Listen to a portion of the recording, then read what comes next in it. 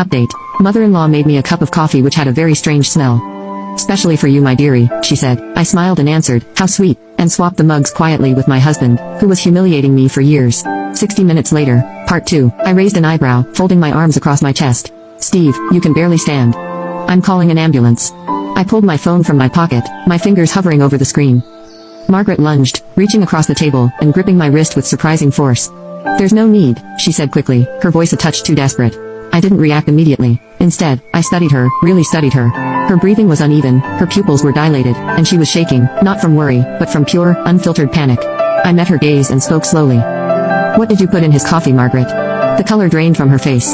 Steve's head snapped up, his glassy eyes locking onto his mother. She hesitated, and that hesitation alone was enough. Steve exhaled sharply, finally registering what I had been suggesting all along. His own mother had done something to him. Margaret shook her head, her mouth opening and closing as she tried to come up with a way to twist the situation, to manipulate, to lie her way out. But it was too late. I wasn't the naive, obedient daughter-in-law anymore. I yanked my wrist from her grasp and hit call on my phone. Margaret's panic turned to rage. Her hands slammed onto the table as she leaned forward. Olivia, stop this, you're making a scene over nothing. My lips curled into a slow, knowing smile. Funny, isn't it? I said. That's exactly what Steve used to say to me when I was the one feeling sick. Steve stiffened. The words hit him like a slap, like something he had never truly considered before. Margaret's head jerked toward him, her mouth twisting into something almost desperate. Sweetheart, she soothed. She's overreacting. You're just exhausted. Let's get you to bed. Steve flinched away from her. For the first time, his mother's touch repulsed him. He didn't trust her anymore. I don't, his voice faltered. His body was still fighting against whatever she had given him, but he knew. He knew. The realization settled over him like a thick fog, the weight of it pressing down, suffocating him. I stepped closer, my voice soft but firm. You don't feel right, do you? Steve shook his head, his arrogance gone. His breathing had become shallower, his hands unsteady. The phone rang in my hand. Margaret's entire body went rigid. A voice crackled through the speaker. 911, what's your emergency? Before Margaret could jerk forward and try to stop me again, I turned my back on her, stepping away. I need an ambulance, I said loud and clear, making sure every single word was heard.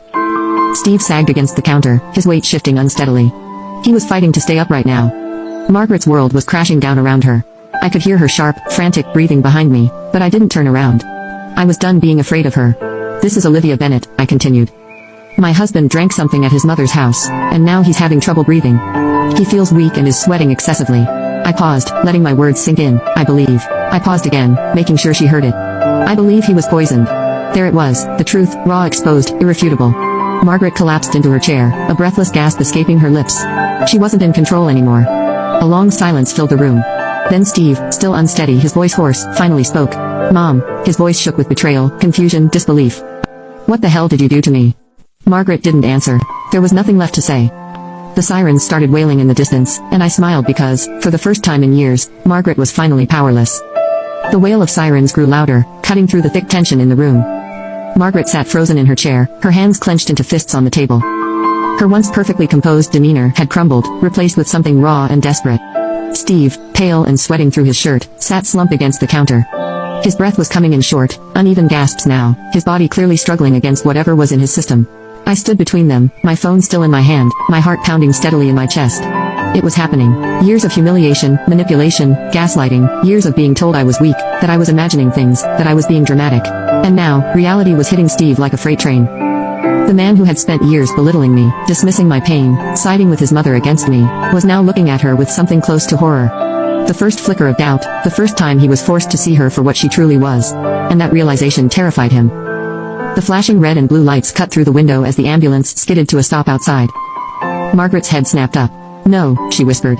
I turned toward her, calm, steady, ready. This is happening, I said simply. She shook her head, her eyes darting between me and her son, as if she could still somehow fix this, as if she could still control it. She stood abruptly, her chair screeching against the floor. Listen to me, Olivia, she hissed, her voice sharp with desperation. If you don't say anything, if you tell them it was just a misunderstanding, then what? I cut her off, my voice even. You'll get to keep doing this. Keep getting away with it. Her lips parted, but no words came out. She didn't have an answer because she knew, deep down, she knew this wasn't the first time. And Steve, he knew it now too. I turned back to him, watching the way his face contorted with realization. I didn't have to spell it out for him.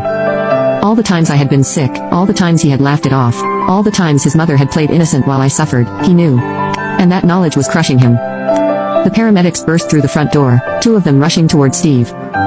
Margaret staggered back, pressing herself against the wall as if she could disappear into it.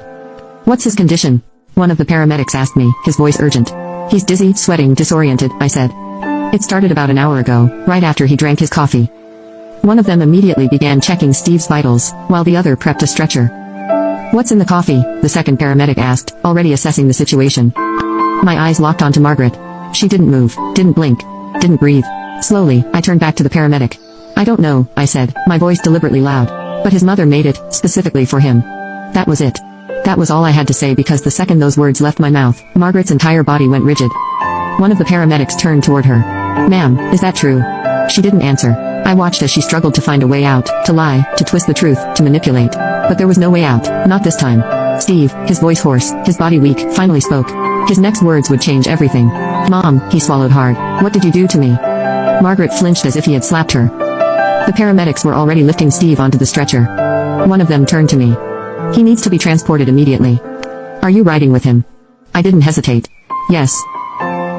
Margaret stepped forward, a last desperate attempt to grasp some sliver of control. "Wait." I turned to her, my expression unreadable. "You should probably get a lawyer," I said. Then I walked out the door, leaving her standing there, helpless. The hospital smelled sterile, a mix of antiseptic and something metallic that clung to the air. The beeping of machines filled the space around us, each sound a reminder of how close Steve had come to something irreversible. I sat in the corner of the emergency room, watching as the doctors worked around him, checking his vitals, running tests, asking questions. Steve lay still, his skin pale, his body weak from whatever had been in that coffee. But his eyes were open now, and for the first time in years, they were looking at me, really looking at me, not with indifference, not with arrogance, but with something else entirely. Something that looked a lot like guilt. A doctor approached, his expression unreadable as he flipped through a chart. "Like, you can click on share more to see if there is a part 3.